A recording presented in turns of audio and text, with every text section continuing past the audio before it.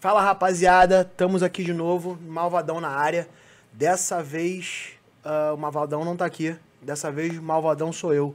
O Malvadão foi pego de novo fumando pendrive, comendo açaí com jujuba, com leite ninho e tudo mais.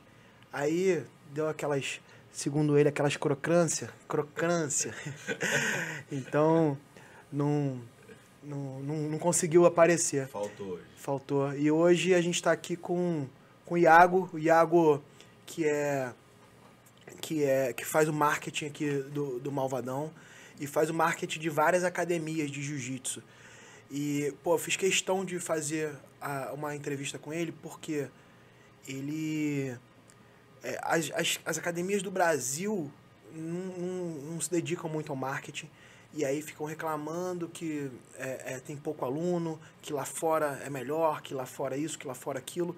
Mas a gente tem exemplos de algumas academias que trabalham com marketing, que trabalham tudo certinho.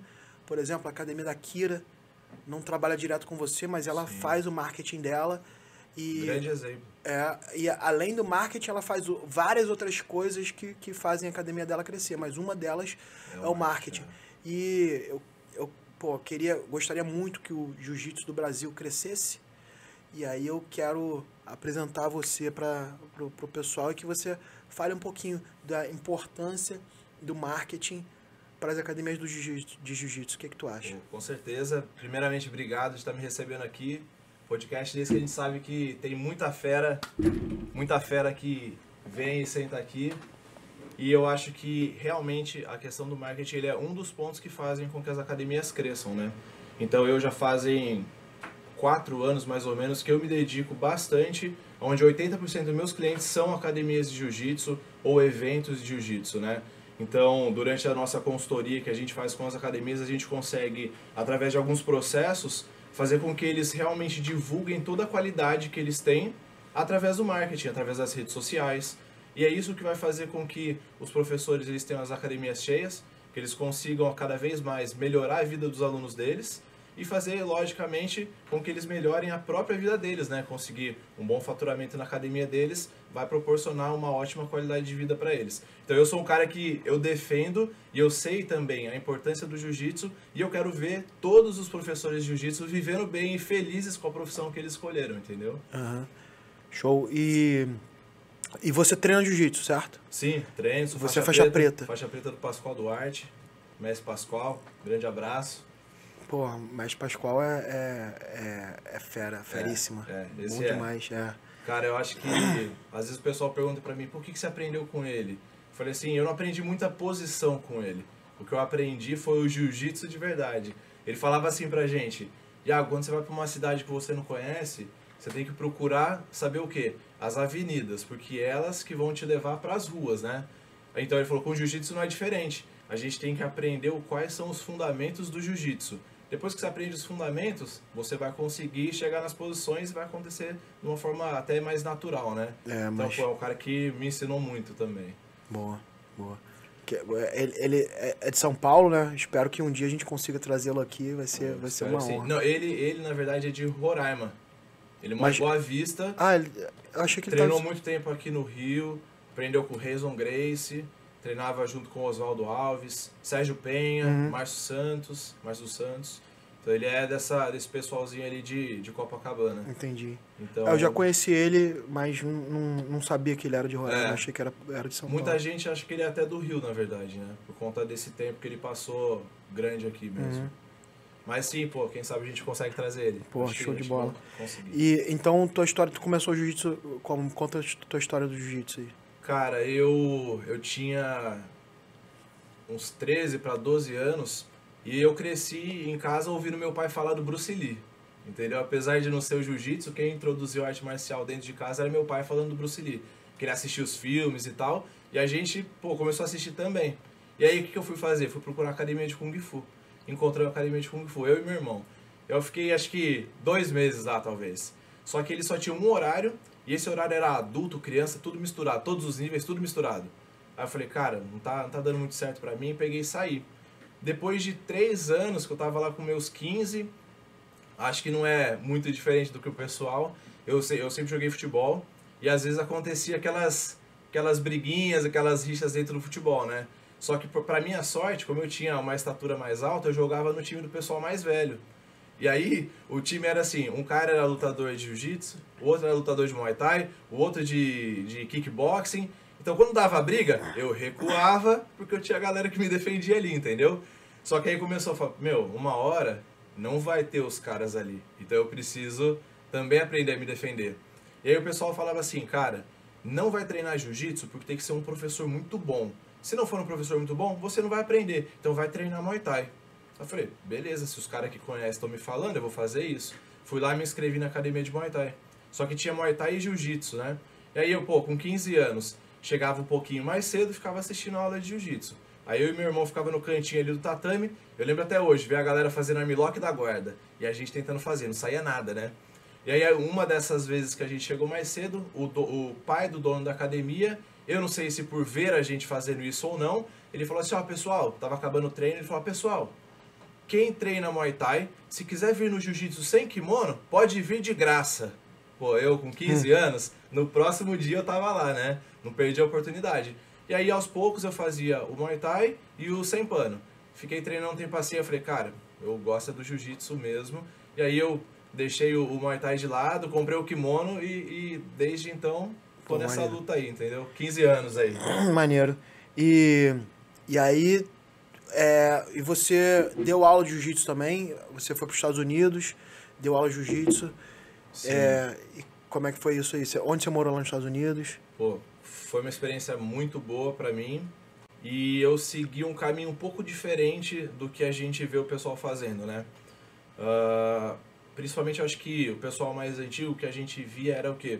O cara tinha que ser um grande campeão para ele fazer o nome dele e aí começar a ter alguns interesses e convites de fora, né? Então, o jiu-jitsu, pô, eu sempre gostei, mas no começo eu não via isso como uma profissão para mim, entendeu? Então, além de eu treinar o jiu-jitsu, eu fazia os meus estudos e continuava a minha parte profissional. Então, eu falo que um dos grandes motivos pelo qual eu fui morar nos Estados Unidos e trabalhar com o jiu-jitsu é porque eu já tinha estudado, eu tinha estudado inglês, eu já tinha trabalhado em multinacionais, então eu tinha o inglês fluente, eu estava preparado para ocupar uma posição que também fazia parte do jiu-jitsu. Então eu tinha o jiu-jitsu e alguns complementos, então já tinha experiência com marketing, tinha experiência com tecnologia, com gerenciamento, o inglês e o jiu-jitsu. Então, mesmo eu não sendo um grande campeão, eu tive a oportunidade de estar indo lá para Boca Raton, na Flórida, e Coral Springs, né, que eram as duas academias parceiras ali da Gracie Barra, e eu trabalhei ali em Coral Springs como Program Director e professor também. Quem era o Head Instructor? O Head Instructor de Coral Springs era o Pascoal. Uhum. E aí era ele, o Fabiano Carvalho, e eu cheguei pra somar no time, entendeu? Então assim, quem era o Head Instructor era o Pascoal, e aí por conta de alguns desvios no caminho ali, alguns empecilhos que aconteceram, eu acabei dando aula por um bom tempo, e o Fabiano também. O Fabiano ficava entre lá e o Brasil, e aí o Pascoal depois de um tempo voltou e assumiu todas as aulas novamente. Então eu trabalhava ali na academia, falei, pô, eu já fiz de tudo dentro de uma academia de jiu-jitsu, desde limpar o chão, lavar kimono, dobrar kimono, dar aula, parte gerencial, sabe, assinar aluno, tudo. De cabo a rabo. Tinha programa de after school, motorista, ia buscar as crianças na escola, trazia para aula. Então, eu tive a oportunidade realmente de conhecer todos os processos que fazem uma academia vir a ter sucesso, entendeu? Entendi. Pô, isso te ajuda bastante no que você faz hoje. Muito, porque assim, até então, eu tinha essa parte do marketing, já tinha agência e eu trabalhava com marketing de influência. Então, eu trabalhava bastante com blogueiro, com marcas que precisavam dos influenciadores para poder divulgar o trabalho. Só que, pô, eu não trabalhava com jiu-jitsu, porque no Brasil, até então, era um negócio muito... Ninguém pensava em realmente usar o marketing para o jiu-jitsu, entendeu? E quando eu cheguei nos Estados Unidos, eu consegui unir a minha habilidade, meu conhecimento, com a oportunidade que eu vi, porque lá o pessoal já tinha essa visão. Então é aquilo, a visão de empresa, realmente, do jiu-jitsu como um negócio. Então, pô, toda empresa precisa do marketing, né? E lá eles já tinham essa noção, e eu consegui unir essas duas oportunidades, assim, entendeu? E aqui a gente tava conversando ali com todos os convidados que estavam aí a semana inteira. Todo mundo falando, os professores do Brasil não são valorizados, todo mundo tem que ir para fora, que isso, que aquilo. E por que você acha que os professores do Brasil não são valorizados? Cara, isso é um assunto assim que eu fico triste porque eu defendo que os professores de jiu-jitsu precisam realmente ter uma boa qualidade de vida.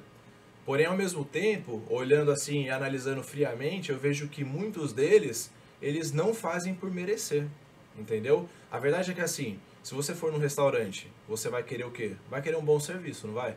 Você não vai querer uma boa comida, mas o cara que te trata mal, o garçom que não te dá atenção, que a hora que você chama ele não vem.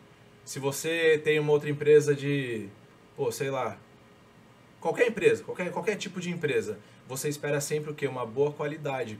E dentro do jiu-jitsu, às vezes o cara ele é um excelente professor, mas ele não tem um bom ambiente, ele não tem uma boa higiene dentro da academia dele, às vezes ele não tem bons processos para receber novos alunos, que a gente sabe que um grande problema dentro de uma academia de jiu-jitsu é a retenção de alunos, né?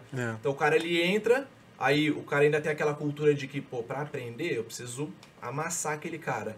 Aí chega uma pessoa que nunca treinou, e aí se torna uma situação desconfortável. O cara vai embora. Ele fala, isso aí não é pra mim, eu vou ficar aqui pagar pra vir aqui apanhar? Entendeu? Então existem vários processos que fazem com que isso aconteça. E o que eu vejo é que realmente o jiu-jitsu hoje em dia, para que a gente consiga ter uma boa qualidade de vida, ele precisa ser olhado como um negócio realmente, e não como um hobby. Que, eu gosto de dar aula, eu gosto de jiu-jitsu, eu vou abrir uma academia lá e tal, eu vou fazer de qualquer jeito, entendeu? Entendi. Então o que eu vejo é isso.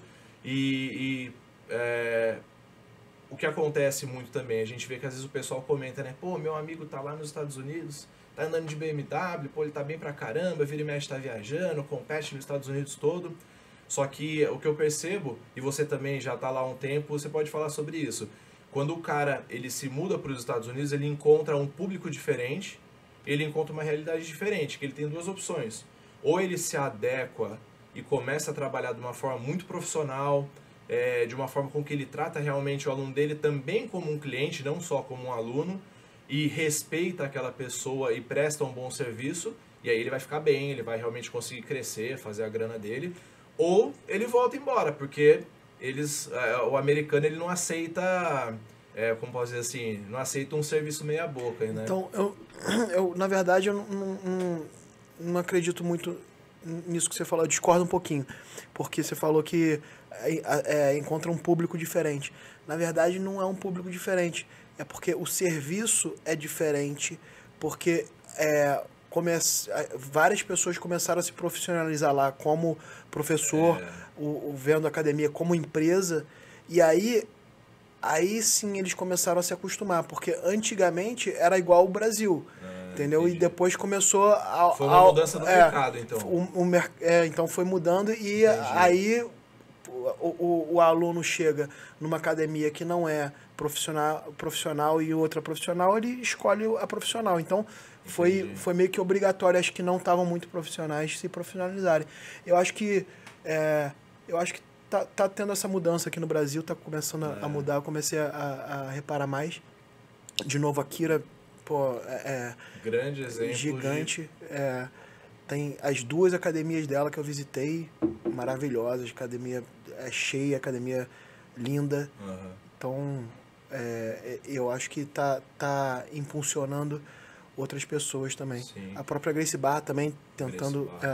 colocando alguns padrões diferentes, né, para poder fazer com que o jiu-jitsu chegue para aquele público que realmente, igual você falou, ali dentro, por exemplo, nos Estados Unidos, o mercado foi mudando e o público se acostumou com aquilo. Aqui no Brasil, isso também tem acontecido. Quando você olha hoje uma academia de musculação, o perfil da academia mudou. Então, vários outros negócios, eles estão mudando e estão acompanhando isso daí. O jiu-jitsu não pode ser diferente, né? A gente tem que se atualizar, a gente tem que ter um ambiente que a pessoa realmente queira estar e a gente tem que estar sempre com o ouvido atento, porque às vezes o próprio aluno, ele vai te falar o que ele tá precisando, entendeu? Ou o aluno, ou aquele que não vira seu aluno, né? Às vezes ele entra ali e ele fala, eu não quero assinar aqui, não quero começar a treinar com o GR por causa disso, disso e disso. Então, às vezes, essa pessoa que não vira nosso aluno ou que sai da academia... Te ensina mais. Ele ensina bastante pra gente. Então, isso é uma coisa que a gente tem que, às vezes, deixar o ego meio de lado e ouvir, talvez até perguntar pro cara que saiu mês passado da sua academia, pô, amigo, o que tá acontecendo? Por que você saiu? Pode ser sincero comigo, se abre aí e fala pra mim. Ouve aquele cara e veja como que você consegue melhorar dentro do seu negócio para que você não perca mais pessoas pelo mesmo motivo, entendeu? Entendi. Bom demais. Cara, tem uma movimentação assim que a maioria das pessoas agora, maioria não, grande parte das academias de jiu-jitsu tá falando assim, não quero mais saber de competição, pô, competidor só me traz problema, não sei o quê. E outra parte que fala que, não, isso aí de competição é muito Nutella, quem não quer competir é Nutella, é frouxo e várias coisas dessas que a gente sempre ouve. O que você acha? Você tem acesso a várias academias, você tem acesso a várias pessoas e provavelmente você tem acesso a academias que são voltadas à competição. O Serginho, a academia dele é voltada à competição da GF Team. O cara é voltado à competição e academia lotada. Ele veio aqui, pô, o cara é sensacional. Já fui na academia dele. Academia lotada, academia, porra, bem maneira. E tem outras que não são voltadas à competição que o pessoal sacaneia, falando que é academia Nutella, mas também tem espaço para treino duro, para quem quiser competir, né? Então... Cara, eu... num almoço, conversando com o Draculino, ele falou uma coisa que é interessante. Ele falou assim, o lema da Gracie Barra é jiu-jitsu para todos. Ele falou assim, mas todos inclui o casca grossa também. Então não pode só pensar naquele cara que, pô, ele tem uma profissão que ele não... Às vezes nem tanto pela profissão, ou sei lá, pelo gosto dele, ele não quer competir, mas tem o que quer competir. Então eu acho que o interessante é você ter o equilíbrio. Proporcionar para aqueles que querem competir, talvez uma aula diferenciada para ele, um ambiente que ele consiga ali naquele determinado grupo treinar de uma forma focado na competição mesmo, e fazer com que aquelas pessoas que não querem competir, que elas tenham a segurança de saber que eles podem ir lá e eles não vão ser machucados, que eles não vão ser... que eles vão estar com uma pessoa, vamos falar assim, que leva o jiu-jitsu da mesma forma com que ele leva, entendeu? Eu, particularmente, não competi muito, mas, pô, fiz umas lutinhas aqui e ali, ganhei algumas, perdi algumas. Eu falo que, pra mim, eu cresci muito, aprendi muito nesses testes que eu fiz de poder ir lá, pisar, lutar de kimono, lutar sem kimono. Então, foi importante pra minha evolução. Porém, vamos falar assim, eu não obrigaria um aluno meu a competir, entendeu? Eu acho que não tem essa necessidade. O cara ele consegue aprender o jiu-jitsu, ele consegue aprender os valores do jiu-jitsu. Então, a luta, a competição, por exemplo, eu acho que ela é uma parte de um todo que o jiu-jitsu representa para nós, né? Então, acho que todo praticante de jiu-jitsu sabe de todos os benefícios que o jiu-jitsu traz, de todos os valores que ele ensina para nós. Eu sempre falo isso, que eu acho que o jiu-jitsu, ele a parte de competição da luta em si, é o mínimo que te dá da defesa pessoal, é o mínimo para todos os benefícios que o jiu-jitsu te dá. A autoconfiança, a disciplina e todos os outros benefícios.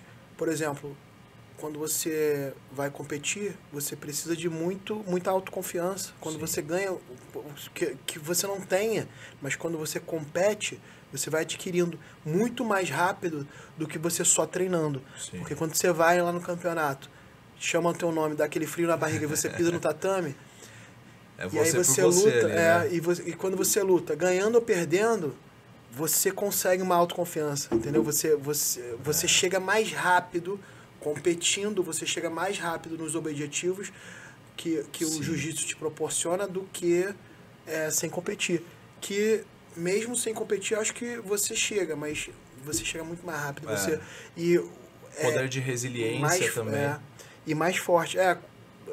Isso é gigante, né? Porque você vê, num campeonato, você vê o cara, às vezes, está te pegando montado e você apertando teu pescoço, e aí tu vai segurando, depois você sai e pega o cara. Aí, então, pô, muda completamente o jogo, poder de resiliência absurdo que o jiu-jitsu te dá.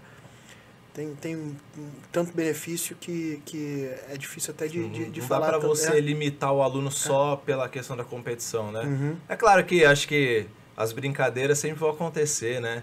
Existe também, às vezes, a questão dos conflitos de gerações, entendeu? Que realmente algumas pessoas aprenderam lá atrás e isso era realmente essencial para que a pessoa pudesse, sei lá, ser graduada, né? E com o passar do tempo a gente viu que existem outras possibilidades, né? Eu sou um grande fã do Renzo, ele sabe disso. E Também sou. Cara, todo mundo que vem aqui fala que é fã do Renzo. Eu acho que ninguém veio aqui e não falou isso. Todo mundo que veio aqui falou isso. É difícil não falar bem dele, né? Porque o cara é demais. E tem uma frase que eu já ouvi ele falar algumas vezes, que eu acho que reflete isso que a gente tá falando. Ele fala assim, eu uso o jiu-jitsu pra tudo na minha vida.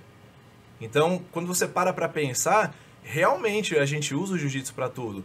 Numa amizade, ou não sei, em tudo. Você vai conversar com alguém, a forma com que você se porta. Numa situação de perigo, você usa o jiu-jitsu. Pô, na felicidade, no momento de tristeza, entendeu? Então, eu também posso falar que eu uso jiu-jitsu em tudo, entendeu? E isso eu quero passar para as outras pessoas também, entendeu? Não, e mesmo que o cara não tenha essa consciência, se o cara treina jiu-jitsu, ele usa jiu-jitsu em várias coisas que ele nem sabe que tá usando, ele tá usando. Jiu-jitsu é impressionante, como te ajuda em todos os aspectos da vida. E o pessoal fala assim, né, às vezes, pô, aquela pessoa, ela anda diferente, ela tem uma postura diferente, o que será que faz com que ela tenha isso, entendeu? Como que essa confiança que ela tem foi construída, como que essa felicidade, essa forma de ver a vida foi construída. E eu sei que muitos dos praticantes de jiu-jitsu podem responder, que é justamente pela arte que a gente pratica, né? Com certeza, com certeza. E o que você pensa do futuro aí? O que você acha que você vai... O que você está querendo fazer? Cara, assim, existem muitas, igual eu falei, muitas possibilidades, né? E eu vejo que hoje em dia o mundo do jiu-jitsu, ele tá crescendo muito. Então, antigamente, igual eu falei, o foco maior era o cara ser lutador, para depois ele abrir a academia dele e aí ele conseguir, vamos falar assim, propagar o jiu-jitsu dessa forma, né? Então, hoje, boa parte do meu tempo, eu me dedico também a levar o jiu-jitsu para muitas pessoas. Só que eu faço isso de uma forma um pouco diferente hoje em dia, que é através do marketing, né? Então, pô, eu tenho um cliente que em janeiro o cara assinou 70 novos alunos, por exemplo. Eu tenho academias de jiu-jitsu, o cara nem abriu, ele já tem lá 50, 60 alunos inscritos. Então eu falo que boa parte do valor que o meu trabalho tem é realmente levar o jiu-jitsu para as pessoas que talvez a pessoa nem saiba hoje o que é o jiu-jitsu, entendeu? Então eu tenho me dedicado muito a isso. Então eu faço consultoria com as academias, consigo ajudar as pessoas a enxergarem o negócio delas de uma forma com que o negócio consiga prosperar. Então eu ajudo a levar o jiu-jitsu para essas pessoas que ainda não conhecem, que vão virar possíveis praticantes, e ajudo também os professores, donos das academias, a conseguir ter uma qualidade de vida melhor, cuidar melhor do seu filho, cuidar melhor da sua família, conquistar os sonhos que eles têm também, né? Então o meu foco hoje é esse, mas às vezes eu dou uma aula ou outra particular, às vezes eu dou uma aula em alguma academia também. Tenho vontade de ter minha própria academia, acredito que num momento aí não tão distante isso vai acontecer. Também é uma dúvida que eu me pego, porque realmente os Estados Unidos, ele proporciona, principalmente por conta da moeda, ele proporciona pra gente uma possibilidade de fazer uma grana de uma forma mais rápida também, entendeu? Mas ao mesmo tempo, o que me mantém aqui bastante é a presença da família. Pô, a gente saber que a gente tá no nosso lugar, que eu ando um pouquinho de carro ali, eu tô na casa da minha mãe, eu tô na casa de algum primo. Então isso é algo que me prende aqui. Então, por isso que eu tenho gastado algumas horas aí de um pouco do pensamento para poder entender qual que seria o melhor para mim, entendeu? Mas é aquilo, eu morei lá um tempo, eu achei que foi muito bom a experiência, realmente foi de um momento de crescimento muito bom para mim. Às vezes ainda tem alguns alunos que mandam mensagem, fala, professor, você não vai voltar para cá, estamos com saudade de você, vem dar uma aula, entendeu? Não, isso é legal demais. Eu lembro exatamente o dia que eu decidi me dedicar a ser professor de jiu-jitsu. Porque até esse dia eu até dava umas aulas, mas eu não pensava assim, eu quero ser professor. Eu sempre pensei, eu quero ser lutador, quero lutar MMA, eu quero lutar... Na época era Vale Tudo, né? Eu queria lutar... Eu queria lutar, só lutar. Eu não pensava assim, eu vou ser professor de jiu-jitsu, vou me dedicar a dar a melhor aula. Aí eu fui pra Academia do Velho, que era em Tampa, e o Velho foi meu primeiro professor na Gracie Barra. E aí quando eu fui na academia dele, ele me deixou dando aula. Ele, às vezes, nem botava o kimono, ele ficava lá na academia e eu dava todas as aulas. No dia que eu tava indo embora, a gente passou na academia, aí os alunos estavam treinando, aí ele falou assim, chega aí, molecote, dá uma olhada naquele cara ali. Aí eu olhei, olha lá o que ele tá fazendo. Aí ele tava fazendo a técnica que eu mostrei. Aí ele, olha lá aquele outro lá, olha lá. Ele mostrou tudo, tava todo mundo fazendo tudo, e eu passei um mês lá, e eu tava todo mundo, tipo assim, tava implantada a minha cultura ali, as minhas técnicas, tudo que eu tinha mostrado. Cara, eu fiquei, maravilhado com aquilo. Eu falei, quero dar aula, quero arranjar um lugar pra dar aula. Eu fiquei empolgado. Aí assim. que virou a chave, né? Aí eu fiquei empolgado pra dar aula e aí eu comecei a me dedicar mais. Não abandonei a parte de competição, continuei competindo, continuei lutando, mas eu fiquei mais empolgado pra dar aula. Eu queria sempre, eu tava procurando um lugar pra dar aula, comecei a dar aula. Eu fiquei dando aula praticamente de graça, que comecei a dar aula numa academia que eu ganhava por aluno, não tinha aluno, aí comecei a dar aula, não tinha aluno, aí fiquei um tempão dando aula para 2, dando aula para 3, depois aí foi crescendo a turma, mas nunca me deu dinheiro assim suficiente para viver só daquilo, pra né? viver daquilo. Eu era faixa roxa, faixa marrom, aí acabou que depois eu saí de lá, mas foi uma experiência muito boa, foi muito legal. Cara, eu tive algumas experiências assim também, tecnicamente, né? E teve também... Você sabe que o professor, às vezes, ele ensina muito além das técnicas, né? Então, eu tive uma vez uma experiência que eu falei, como que o nosso comportamento e a nossa forma de enxergar a vida influencia na vida das pessoas, né? Então, um aluno que eu tinha, que ele era... Cara, ele já era... sei lá, na época ele tinha o dobro da minha idade, provavelmente, e sempre, a gente fazia aula particular. Acabava 1 hora de aula, a gente ficava quase mais 1 hora ali conversando. E aí demorou para eu poder entender que para ele, aquilo ali era... terapia, né? O cara não queria, nem aula de jiu-jitsu. Eu acho que era isso.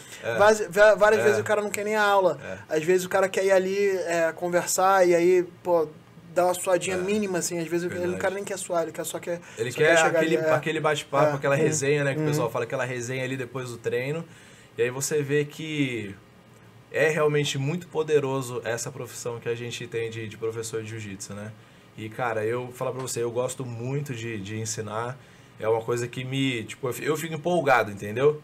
E tem um cara que ele é um exemplo. O Sérgio, você conhece ele, que trabalha em Boca? O Sérgio é demais. O Sérgio é muito gente boa. Ele fazia uma coisa que...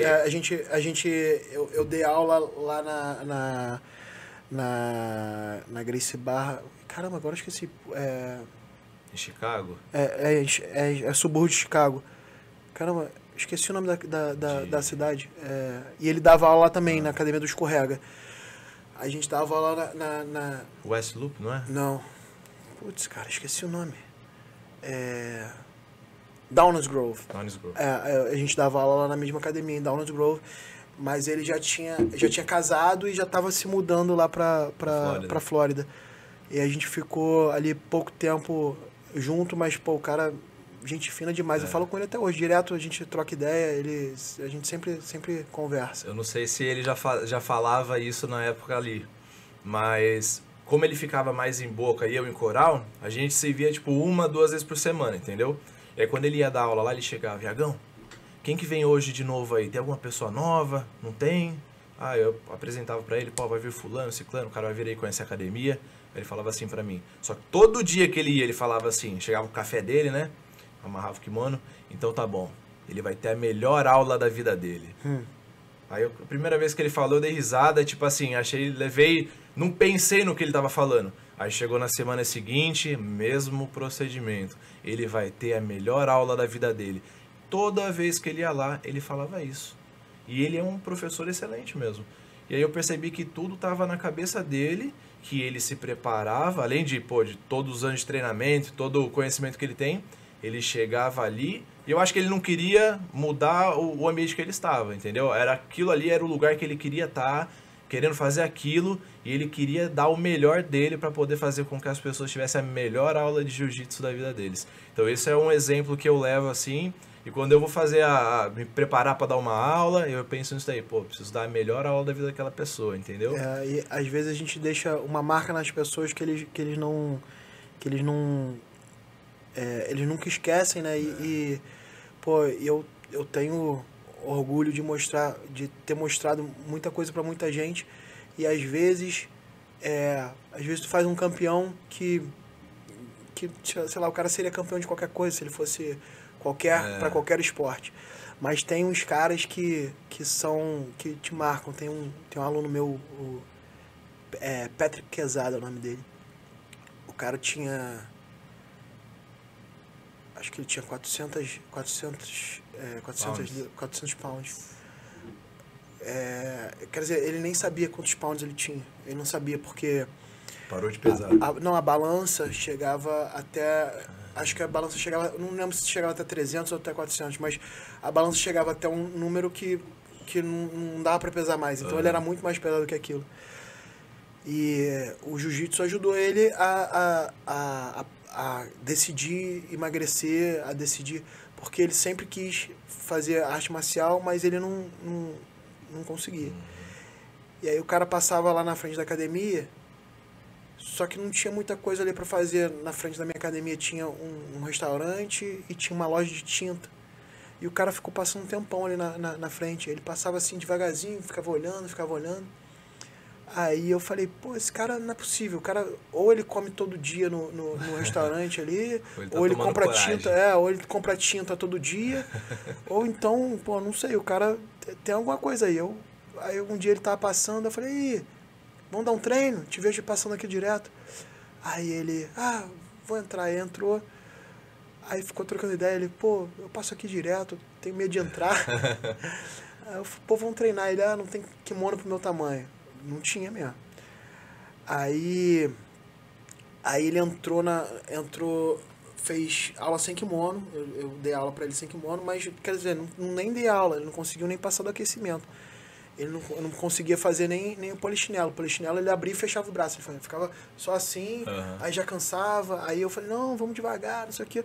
Cara, aí hoje em dia ele é pesado. Ele tem 250 pounds. Caiu só que metade, por exemplo. Só que, pô, tipo assim, olhando pra ele, ele é alto, então ele virou um cara normal. Antes era gigantesco, o cara era gigantesco. Caiu pela metade. E, pô, pra esse cara aí eu me orgulho muito de ter mudado a vida dele. E pensa que você mudou a vida dele e da família dele, porque dos amigos que viram ele, entendeu? Pô, que superação gigantesca de uma pessoa dessa, né? O cara tem... ele não tinha namorada, não tinha... Depois ele... casou, teve filho e tudo mais. É uma influência... Algumas gerações dele talvez vão ouvir seu nome pelo trabalho que você fez, né? Isso é muito louco mesmo, isso daí. E tem outro também que... o cara lutava MMA, só que ele entrou no jiu-jitsu, ele veio do wrestling, e ele entrou no jiu-jitsu, já era forte, já era muito forte. Ele não conseguia... desenvolver a técnica.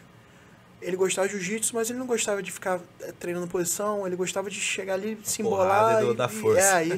E o cara, ele era bom, mas ele era bom fazendo força, sabe? Ele, tipo, era bom não, ele ganhava os campeonatos. E o wrestler tem muito disso, né? Porque a forma com que eles treinam é assim, né? Treina pra arrancar a cabeça, sempre. E ele ganhava os campeonatos. Eu não conseguia explicar pra ele que toda aquela força que ele fazia era desnecessário, que ele podia ganhar também o campeonato sem fazer aquela força, sem diminuir.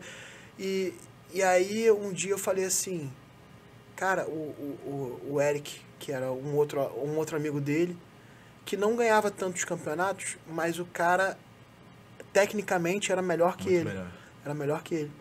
E aí eu falei, pô, se esse cara, com essa força, pegar a técnica do Eric, vai ser fenômeno.